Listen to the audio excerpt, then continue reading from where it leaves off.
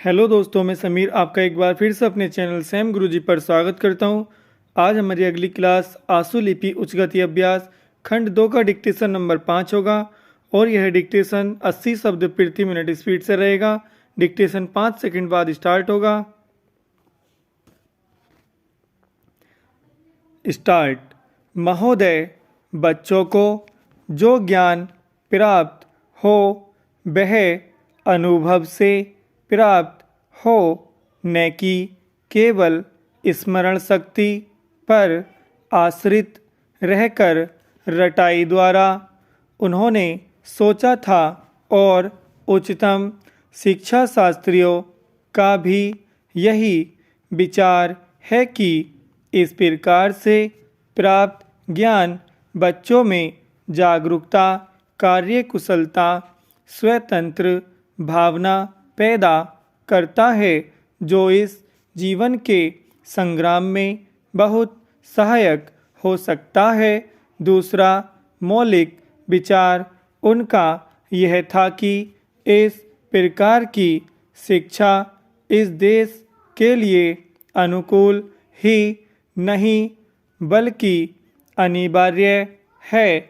बच्चों से जो कुछ भी काम कराया जाए वह उत्पादक काम हो और उससे जो कुछ भी पैदा हो उससे शिक्षा का व्यय यदि पूरा पूरा नहीं तो अधिकांश निकल सके, क्योंकि यदि शिक्षा का व्यय दूसरे प्रकार से निकालने का प्रयत्न किया जाएगा तो वह बोझ इतना बड़ा होगा कि शिक्षा सार्वजनिक नहीं बन सकेगी।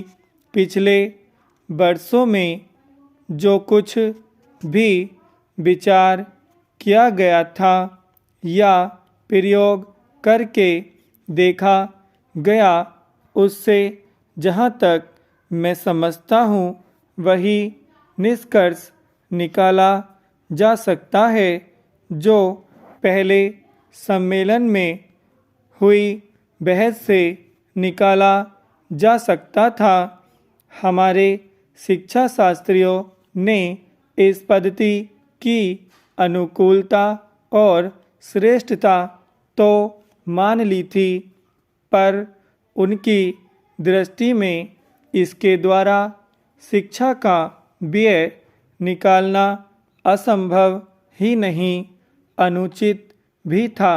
प्रयोग से देखा गया है कि इस पद्धति की उपयोगिता है और इससे पूरा नहीं तो अधिकांश व्यय निकाला जा सकता है। यह मैं प्राथमिक और माध्यमिक शिक्षा के संबंध में कह रहा हूँ। उच्च कोटि की शिक्षा के संबंध में अभी प्रयोग नहीं के बराबर हुआ है, इसलिए उसके संबंध में अभी कुछ भी कहना संभव नहीं है। इतना होते हुए भी हम देखते हैं कि इस पद्धति को उतना प्रोत्साहन नहीं मिला और न इसका उतना प्रचार ही हुआ जितना होना चाहिए था और जितना स्वराज्य प्राप्ति के बाद हम कर सकते थे।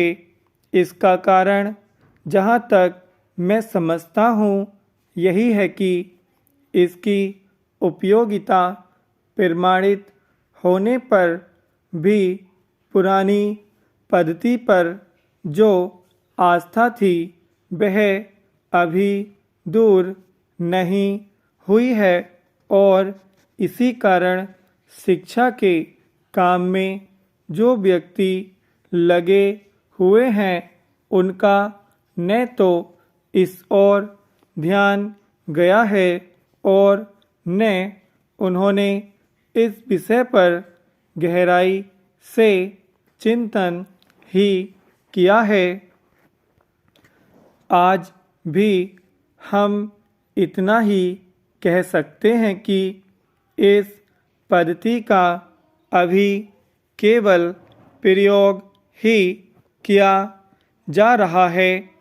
इसे राष्ट्रीय कार्यक्रम मानकर हमारी सरकार ने उसको चालू करने का निश्चय नहीं किया और क्रियात्मक रूप से कुछ करने की बात तो नहीं के बराबर ही है।